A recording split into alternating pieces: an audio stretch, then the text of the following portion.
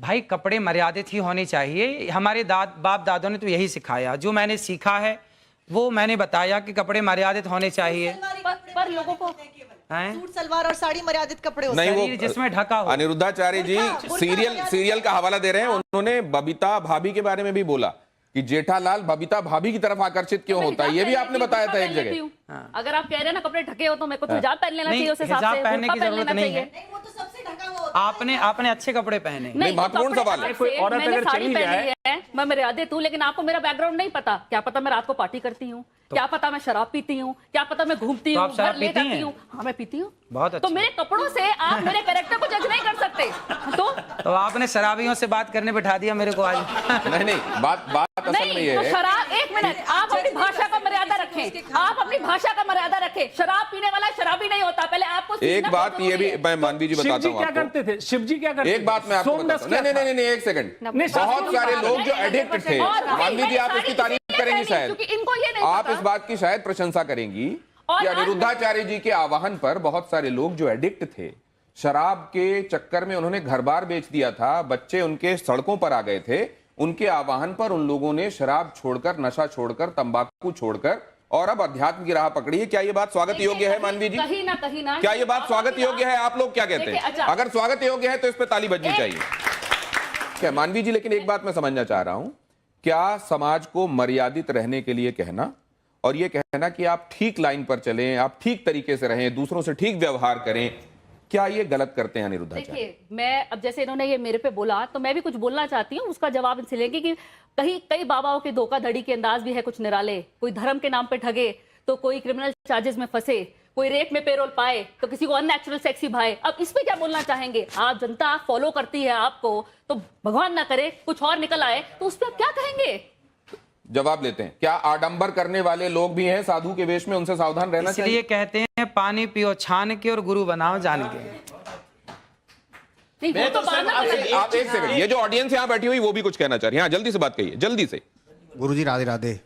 मैं 2016 में, मेरा परिवार, मेरी एक बेटी है, एक लड़का है, तो पूरा परिवार बीमार रहता था। डॉक्टर को इतना पैसा दे दिया, इतना दे दिया, तो मेरा अच्छा मकान है, सब कुछ है।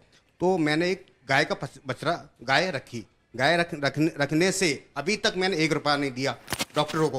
1 रुपया दिया। अभी भी मेरी मिसेज, अभी तक उन्होंने कभी भी चेहरे पे क्रीम नहीं लगाई, कभी भी क्रीम नहीं लगाई। और दूसरी बात, जो कहना क्या चाह रहे हैं? मैं कहना चाहता हूँ, जो भी आप गोबर बताया, गाय का गोबर है ना, उसके उपला बना के छत पे करते हैं। जितने मोहल्ले वाले आते हैं, तो जैसे पूजा होती है तो हमारे घर से लेके जाते हैं, तो अच्छा लगता है मोहल्ले वर्ग। अभी तक कोई बीमारी नहीं, कुछ नहीं। बहुत अच्छी बात है। ये प्रमाण है, आप प्रमाण मांग रहे थे। ये देखिए, आपके भक्त हैं और आपकी बातों को मानते हैं। ये भी तो सुनते। बीमारी क्या थी आपके घर में? क्या बीमारी थी? मिसेज को मैं अंदर ही खुले बताता हूँ मैं आपको। खुला पेट की बीमारी थी। कभी डॉक्टर के पास, कभी एम्स में दिखाया, मैं कागज दिखा दूंगा सर, मैंने इतना पैसा लगा दिया, मेरा 1 प्लॉट चला गया। क्या बीमारी थी? बीमारी अंदर की। अरे बीमारी का नाम बताइए भाई, जब इतनी जगह जा चुके, बीमारी का नाम बताइए। बीमारी बताता हूँ मैं आपको। बीमारी क्या, पेट की बीमारी थी, तो बच्चा नहीं होता था और फैल हो जाता था, कभी कैसे क्या। उसके बाद जब गाय रखी तो भगवान कृपा से बहुत कुछ अच्छा हुआ, बहुत अच्छा लगा। और सबको, पूरा मोहल्ला, मैं कहना चाहिए सबको, सबको एक गाय रखना चाहिए घर में। ये मैं एक बात लाइटर नोट पे आपसे जानना चाहता हूं कि जब कोई आपसे भाव विवल होकर ये कह देता है कि गुरुजी मेरे चरणों में आपका कोटि कोटि प्रणाम। हाँ, तो बिल्कुल हमारा तो सबके चरणों में प्रणाम है ही है। राधे राधे गुरुजी। मेरा सवाल आपसे ये है कि आप 5 पाप के बारे में बात करते हैं, उसमें से एक पाप ये है, जो इंसान मांस खाता है उसके हाथ से पानी नहीं पीना चाहिए, क्योंकि जो उसके हाथ से पानी पिएगा उसी की वाणी बोलेगा। तो अगर हम लोग किसी रेस्टोरेंट या कैफे में जाते हैं, अगर वो वेटर हम लोग को पानी सर्व कर रहा है, हमें क्या पता वो मांस खाता है कि नहीं। इसीलिए तो हमारे बुजुर्ग कह गए बेटा घर पे ही खाओ, घर के बाहर मत खाओ। सिंपल बात। अच्छा, एक नहीं तो ये जो बातें हैं वो शास्त्र सम्मत हैं, इसलिए मानना चाहिए, या व्यवहारिक भी हैं इसलिए हम उनको लागू कर सकते हैं? आहार शुद्धौ सत्य शुद्धौ लिखा है। तो खेती भी घर पे कर लेनी चाहिए, क्योंकि सब्जी घर पे तो होती है खेती बेटा। संभव नहीं आज के परिवेश। बेटा घर पे तो होती है ना खेती। देखो लाखों लोगों की शराब छूट गई मेरे कहने से। बहुत अच्छी बात। लाखों लोगों के घर बस गए। कितने पति पत्नियों के झगड़े होते थे, कथा सुनने के बाद वो पति पत्नी बिल्कुल प्यार से रहने लग गए। सास बहू के झगड़े होते थे, कितना डिप्रेशन था, सारा डिप्रेशन खत्म हो गया। और आज आपको बताऊं कि गौरी गोपाल गुरुकुल में 150 बच्चे पढ़ते हैं। जो बच्चे असमर्थ हैं, माँ बाप जिनको पढ़ा नहीं सकते, जिस किसी की माँ नहीं है, किसी का पिता नहीं है, ऐसे 150 बच्चे वहाँ रहना, खाना, पढ़ना, लिखना सब फ्री है। बच्चियां भी हैं। एक बात 150 बच्चे पढ़ते हैं आपको वहाँ। देखता हूँ कि आप गायों के पैर दबा रहे होते हैं और वो बड़े स्नेह से आपको चाट रही होती हैं, वो भी दुलार रही होती हैं। आप मैंने देखा 400 वृद्धाओं गौ को, माता है, 285 वृद्ध माएं हैं जिनके बच्चों ये ने वृद्ध घर से माएं, निकाल इनके बारे रखा में बताएंगे किस किस सोशियो इकोनॉमिक अभी कैटेगरी से आपने आती एक बात कही थी, गौरी गोपाल गुरु आश्रम में एक वृद्ध माँ है जिनका बेटा अमेरिका में आंखों का बहुत बड़ा डॉक्टर है और वहां उसका हॉस्पिटल है। रहने वाला भारत का है पर अमेरिका शिफ्ट हो गया, अब उसने एक हॉस्पिटल बनाया आंखों का। और विडंबना देखिए कि उसकी माँ गौरी गोपाल में रहती है और उस माँ को भी संयोग से आंखों की दिक्कत है। तो अभी मैंने उन माँ का इलाज कराया और अभी उन माँ की आंखें अब ठीक है, थोड़ा मोतियाबिंद हुआ था, कुछ दिक्कत हुई थी, अब ठीक है। आप कई बातों को गानों के माध्यम से लोगों तक पहुंचा देते हैं और कई बार ऐसे गाने जो लोगों के बीच में बड़े प्रचलित और पॉपुलर रहे हैं, वो फिल्मी भी रहे हैं, आप गुनगुना देते हैं। कुछ ऐसा इनके लिए जरा आप कर देंगे? बड़ी देर से आपकी राह सब देख रहे थे, आपको आने में थोड़ा सा टाइम भी लगा। कौन सा गाना सुना दे आप जो सुनाते हो और जिसमें कोई मैसेज हो। इतनी कृपा सांवरे बनाए रखना, इतनी कृपा सांवरे बनाए रखना, मरते दम तक सेवा में लगाए रखना, इतनी कृपा सांवरे बनाए रखना, मरते दम तक सेवा में लगाए रखना, इतनी कृपा। ये तो आपने सांवरे के लिए लिखा हुआ भजन, वो जो देशज में लिखा हुआ है वो सुनाया। कोई फिल्मी सुना दीजिए, आप फिल्मी भी सुनाते हैं बहुत। कसमें वादे प्यार वफा सब बातें हैं बातों का क्या, कसमें वादे प्यार वफा सब बातें हैं बातों का क्या। कोई किसी का नहीं है, झूठे नाते हैं, वहां नहीं गए आप? कोई किसी का नहीं ये झूठे नाते हैं नातों का क्या, कसमें वादे प्यार वफा सब बातें हैं बातों का क्या। नहीं, लेकिन आपकी कस्में लोगों की सेवा के लिए, आपके वादे लोगों के लिए, आप आगे भी सेवा करते रहेंगे, वफा उनसे, ये तो सब सच है, हम देख रहे हैं। जरा ये आप तख्ती दीजिए मुझे, यस और नो वाली। जिसकी लाठी उसकी भैंस।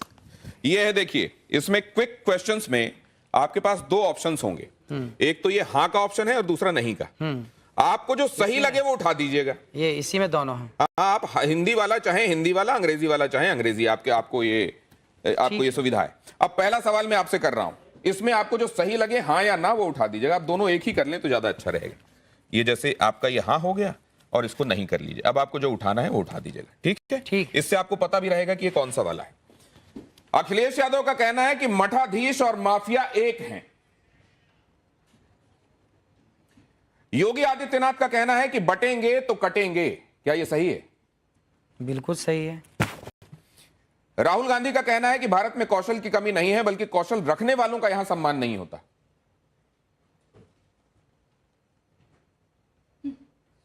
कौशल रखने वालों का सम्मान नहीं होता। भारत में कौशल की कमी नहीं है, बल्कि कौशल रखने वालों का यहां सम्मान मतलब नहीं भारत होता। में योग्यता टैलेंट की कमी नहीं है, पर टैलेंट वालों का सम्मान नहीं नहीं होता, ये बात ये सही है। क्या देश में जाति आधारित आरक्षण, क्या देश में जाति आधारित आरक्षण खत्म होना चाहिए या नहीं होना चाहिए? जातिगत आरक्षण, भाई ऐसा है कि जो गरीब हैं, जो वास्तविक में गरीब है, चाहे कोई भी हो, सबको आप हाँ या ना में जवाब दे सकते हैं। इसमें जातिगत आरक्षण खत्म होना चाहिए या नहीं होना चाहिए? अनिरुद्धाचार्य जी कह रहे हैं जातिगत आरक्षण खत्म होना चाहिए। वक्फ बोर्ड की मनमानी पर सरकारी लगाम जरूरी है या नहीं है? वक्फ बोर्ड की मनमानी पर सरकारी लगाम जरूरी है या नहीं है? हाँ है। क्या मुस्लिम सोची समझी रणनीति के तहत अपनी आबादी बढ़ा रहे हैं? हाँ, ऐसा हो रहा है। नरेंद्र मोदी के खिलाफ लगातार बयानबाजी होती है। क्या ये ट्रेंड खतरनाक है और जानबूझकर चलाया जा रहा है? देखो, राजनीति के ज्यादा सवाल मेरे से मत पूछो, क्योंकि राजनीति मेरे को आती ही नहीं है। राजनीति नहीं आती। ये राजनीति भी शास्त्र इसके संदर्भ में भी बताते हैं। वो जब मैं चाणक्य ने बोला, चाणक्य तो पूरा इसी पे बोल रहे। आपके हिसाब क्या से है, यदि मैं राजनीति पे बोलने लग जाऊं, राजनीति करने लग जाऊं ना, तो फिर राजनेता परेशान हो जाएंगे। तो आप इस बारे में क्या कहते हैं? क्या इसलिए नरेंद्र मैं मोदी के चाहता खिलाफ हूं कि अभी टिप्पणियां मैं- जानबूझकर होती हैं? अभी मैं कथा करूं अच्छा, ठीक और है। आपके प्रश्न का क्या उत्तर आप वायरल होने के लिए विवादित बयान देते हैं, यस या नो? ना भैया ना। आपने हाँ उठा दिया था धोखे से।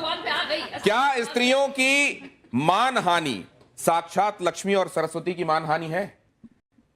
हाँ, स्त्रियों की मानहानि नहीं होनी चाहिए। मानहानि नहीं होनी चाहिए। आप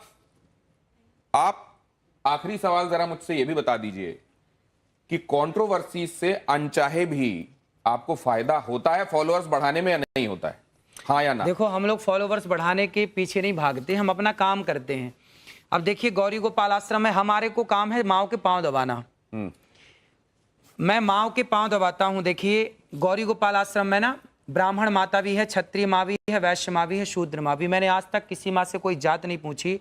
जो जातवाद की दीवार है, उस दीवार को गिराने का जो मैंने प्रयास किया है, वो समाज को मानना चाहिए। और सभी माओ के मैंने चरण दबाए हैं एक साथ, और सभी माएँ वहाँ सुखपूर्वक रहती हैं। तो मैं तो सेवक हूँ, मैं तो पाँव दबाना जानता हूँ माओ के, माओ का सम्मान करना जानता हूँ, नारी की इज्जत करना जानता हूँ। और नारी की इज्जत इसलिए करता हूँ क्योंकि नारी साक्षात लक्ष्मी है। अनिरुद्धाचार्य जी के फॉलोअर्स में महिलाओं की भी बड़ी तादाद है। अगर आप देखें, खासतौर से सोशल मीडिया फॉलोअर्स को अगर आप देखें, तो महिलाएं बड़ी तादाद में उसमें हैं। तो एक निवेदन ये भी, महाराज, आप वैसे शास्त्रों का अपने हिसाब से विश्लेषण करने के लिए आप उसके विशेषज्ञ हैं, लेकिन इस तरीके की बातें जो असल में शास्त्र कह रहे हैं, लेकिन व्यवहार में उसका बहुत आप पर रिपरकशन होता है, हो सकता है। क्या आप आने वाले दिनों में उससे गुरेज करेंगे या आपका काम यथावत चलता रहेगा? देखिए, हम तो सीधी बात कहते हैं, अच्छी लगे तो अच्छी है, बुरी लगे तो बुरी है। क्या करें, सीधी बात कहने की आदत है।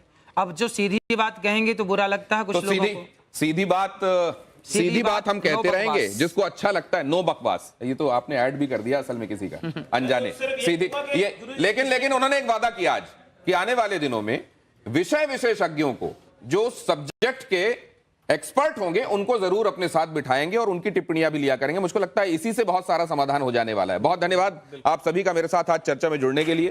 अनिरुद्धाचार्य जी, आपका विशेष रूप से बहुत बहुत धन्यवाद और आभार। धन्यवाद, धन्यवाद आप सबका।